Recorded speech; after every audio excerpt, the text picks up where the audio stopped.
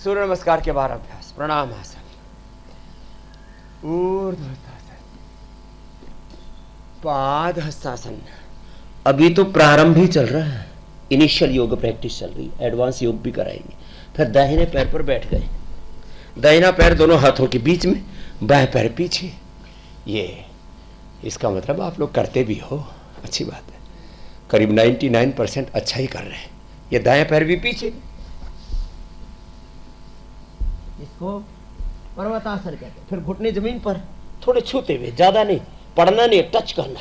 फिर छाती भी छूती हुई थोड़ी भी, और फिर सामने जोड़ गए, यह ऐसे। फिर वापस, फिर बाएं पैर आगे, लेफ्ट, और दोनों हाथ ऐसे। पीछे वाला पैर सीधा, पीछे वाला पैर सीधा, कमर झुकी हुई ऊपर देखे, श्वास अंदर। जब पीछे झुकेंगे तो श्वास अंदर, जब आगे झुकेंगे तो श्वास बाहर। This is the discipline of breath. अब आगे झुकेंगे, श्वास बाहर, ऐसे। माथा घुटनों से लगाएं, कोशिश करें दोनों हाथ के पंजे ऐसे ऐसे टिक जाएं, और माथा घुटनों से। फिर श्वास अंदर, हाथ पीछे, ऊर्ध्वहस्तासन, पीछे पीछे पीछे, ऐसे गिरना नहीं, ऐसे, और ये ऐसे। प्रणामासन, श्वास भर के, ऊर्ध्वहस्तासन, पाद हस्तासन, दक्षिण अश्व संचालनासन। दाहिना पैर दोनों हाथों के बीच में, श्वास अंदर। जब पीछे भी झुकेंगे तो श्वास अंदर, आगे झुकेंगे तो श्वास बाहर। नीचे झुके, साष्टांगासन। फिर ये भुजंगासन, श्वास अंदर भरा, पीछे झुक रहे हैं ना, अब श्वास बाहर, फिर श्वास अंदर, पीछे झुक रहे, फिर श्वास बाहर, फिर श्वास अंदर, फिर श्वास बाहर। ये रिदम आ जाता है ना इससे श्वासों का। ये 2 ही बार कराए, ऐसे 10 बार कम से कम करना। कितनी बार? 10 बार। तेज गर्म पानी करो। कुछ चीजें ऐसी अनुभव के बाद पता लगती है। लोग कहते थे, अरे लोग क्या कहते थे, हम अपनी बताएं। हम पहले गोमूत्र रोज नहीं पीते थे, कभी कभी पीते थे अनुष्ठान पर, पूजा पाठ में, क्योंकि उसकी गंध है ना, बड़ी अजीब सी आती है। तो हमको एक गुरुजी का बताया हुआ, एक बंगाली बाबा थे, इधर बिजनौर के पास गंगा जी के किनारे रहते थे। उन्होंने बताया, गोमूत्र में हनी मिला लो, वो जो अमोनिया है ना, उसका असर निकल जाता है। तेज उबलता हुआ गर्म पानी, खोलता हुआ। मैं 25 ml के करीब गोधन अर्क मिलाता हूँ, अभी हमारे कमरे में रखा, अभी कई बोतल खाली हो गए हमारे, और उसमें उबलता हुआ तेज गर्म पानी डालते हैं, फिर उसमें हनी डाल देते हैं।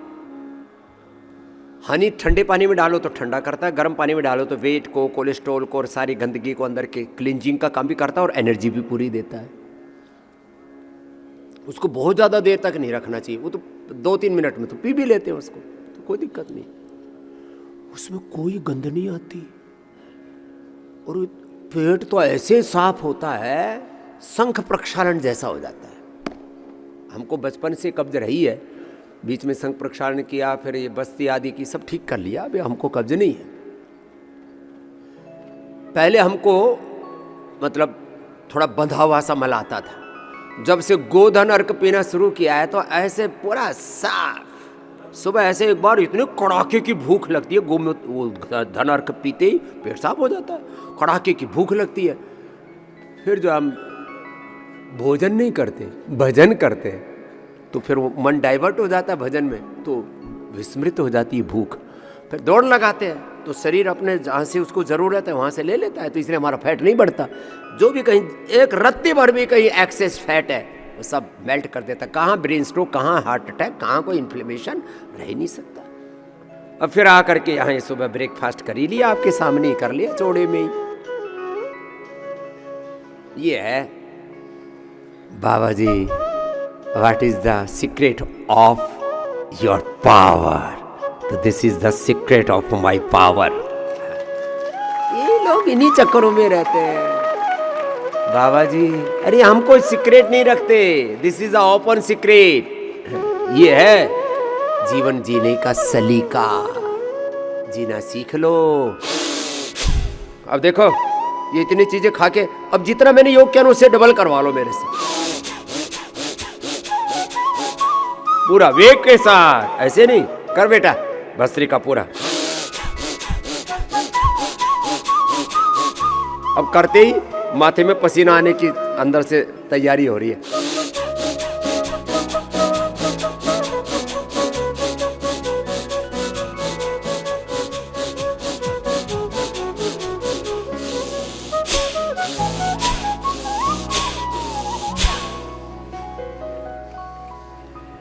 सर्दी लगने ही नहीं देंगे आपको। कहा सर्दी, सर्दी में भी गर्मी का एहसास तेरे पास है, किसी स्वेटर में, किसी इनर में नहीं, किसी कंबल में नहीं।